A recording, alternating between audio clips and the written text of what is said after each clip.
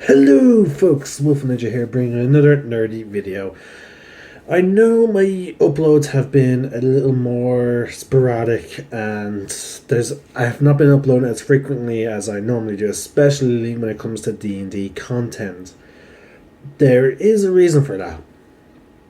I'm about to think long and hard about it, and as I said in some of my other videos, I don't want my discussion videos on the classes and the race to replace the player's handbook. So I do want that playlist to, replace the actual reason to have the book and to read through it. So I pretty much stopped that series because I finished with the Wizard, I believe.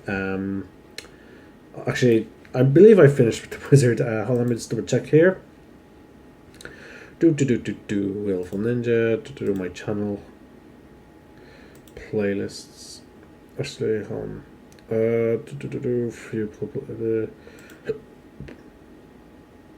Adventure League stories. I need to start doing them again because I enjoyed talking about some mishaps in Ting. Okay, for some reason, it's not showing my Dungeons and Dragons discussion videos. There's my most Adventure League stories. It stops with Ting. Hold on. What happened to my playlist?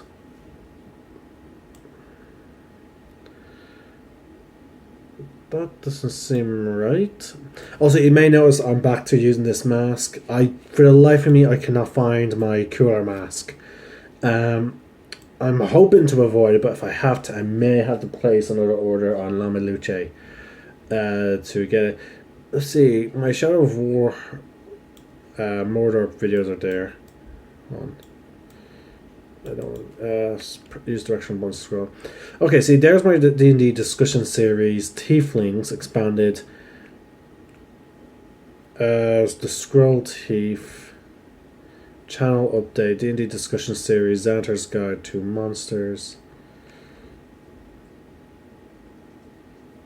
Dinner Guard episode. D&D MTG series Ravnica. Okay.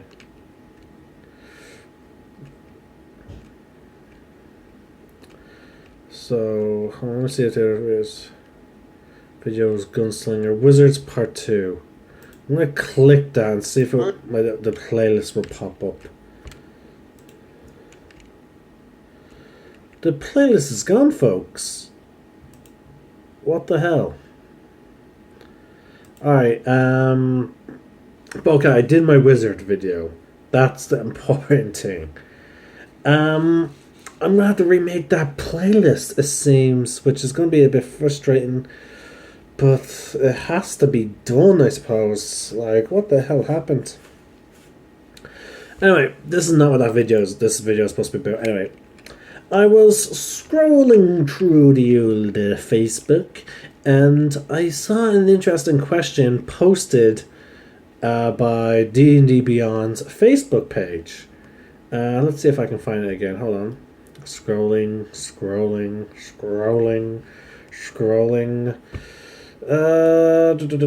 Here it is. D&D Beyond. It was posted 11 hours ago, so I'm actually getting to it now. Here's what they posted. There's also a picture that comes with it. Players can make many cosmetic decisions about how their spells look when cast, flavoring a spell to suit their character. How have you customized a spell for your character? Now, see, a lot of DMs. This is funny because I know a lot of DMs and a lot of players stick to what is literally described in the spell description. And again, in some cases, I can understand that. It makes perfect sense. But but I find it funny that this is technically a full confirmation that a player can describe the spells however they want. For example, a person who's very into animals could describe magic missiles. Instead of taking the form of arrows, it takes the form of, say, birds. So, I find that very fun, and I do it myself occasionally. The way I describe my character casting Fireball is, instead of forming a ball and then tossing it, or whatever, or forming it like that and tossing it, the way I picture my character basically using it, and I just do this because I'm a big FMA fan, is when my character casts Fireball, I just go boom. I just like, full Mustang's snapping sensation, like, and for me that is fun. So hence why I do it. Now I have taken it a few steps further. Now, honestly, the most obvious solution to suit a character's needs is I've started doing this with also in a category change. Now, my most famous change was in Magic Missile, for example. I had a play. I was playing a Wizard Necromancer in a game, a home game. So this is not AL legal, folks. So, and it's the reason why me and my friend actually made a Necromancer class. I will be talking about that at some point. Once we finalize a bit more of this stuff, it's still in beta and we're still tweaking it a lot. But we felt that the Wizard Necromancer, there was not much that allows you to feel like a Necromancer. So that's why I was like, when I started his game, I was like, hey, is it okay if I change Magic Missile a little bit? He was like, yeah. It was like, depends on the change. I was like, same damage die, everything is still the same, except change the force damage to necrotic, and I basically made a new spell. I changed the damage type and I gave it a new name. I call it Spirit Barrage. And he was like, well, okay, fair enough. Easy. Technically, you're nerfing it, but fine. Go ahead. And I was like, oh, can I do the same with Fireball? Like, change the damage type to necrotic and make it a con save rather than a dexterity save. It was like, sure. So like, even like I did that. We played a few games, and it's a big difference. You like, so he's done now. I've allowed some players to do the same with replacing damage with fire, replacing it with cold. It really makes a huge difference in terms of the cosmetic feel of your character. So, like, if you want your character, for example, with this type of ideology, if, for example, you want to make, say, if your favorite, like, let's say you're a big fan of the show Fairy Tail, and you like the character, what was his name? Gray. He makes all the ice make stuff. If you want to play a character like that, I'll be like, yeah. We'll try and flavor those, like, all these spells in some way so that you're making either an inanimate object or a living ice thing, like.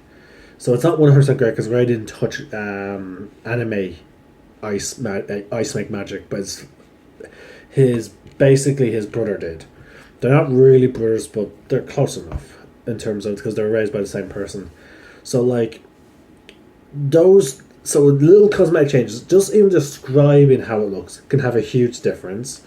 But also, you could take it one step further and see about discussing with your DM about possibly changing.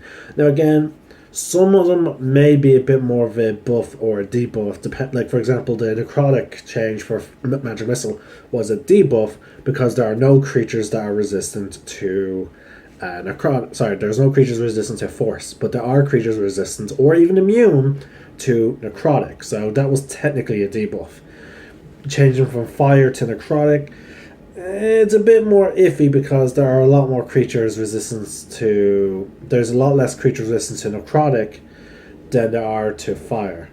So that you could argue that's possibly a slight buff to that, due to the fact that there's not going to be as many creatures resistant. So again, you would have to.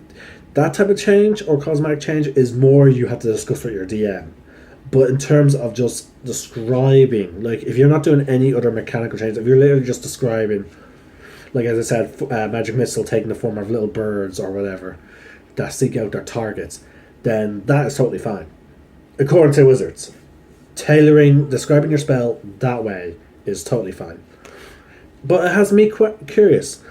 Viewers, let me know how you edited a spell or the description of a spell. to suit your character's theme or whatever you wanted. I am curious to hear your thoughts. I'm hoping to get more videos out. I'm actually getting ready to start a Deus Ex Machina Mankind Divided Let's Play. I'm hoping to have fun with that. Hoping it will be a regular thing. I'm taking a small break from Assassin's Creed Odyssey because I've been playing the hell out of that. While I had no real while I was babysitting constantly last week. I'm still technically constantly babysitting. I have a few hours to kill, so I'm hoping to just take a small break from play something different, recharge my brain. There won't be any videos today or tomorrow other than that. I'm not even going to be talking during the Deus Ex one because it's a story driven game, so I'm going to try. So we need to keep the content in that. In regards to the Lunar Guard game, I'm hoping there to be a game. It's been getting cancelled for a while because we didn't have enough players. Players are busy doing stuff. Like for example, the player who plays Lux was away in England. I think getting her rector exam and license, so therefore she can be an official judge in Lua Sport tournaments. So there's that. The person who plays L is ridiculously busy with college and projects and whatnot, so he is still not going to be available for the foreseeable future. The player who plays Momo Wu in the Star Wars game is in America, so he's not available. So we're hoping, hopefully, the player who plays Lux will be available this week. If not, then we should have enough players regardless, because I haven't gotten any word that anyone else is going to be running late or who's not else is going to be available. So fingers crossed, and we'll be hopefully back on a weekly schedule for the Lunar Guard, and then eventually we should hopefully be back on a proper schedule for the Star Wars game. Well, that's it. How did you customize your spells? Put down in the comments below if you enjoy D&D videos, if you enjoy video game Let's Plays, if you enjoy watching people in a proper combat sport fashion fight with lightsabers.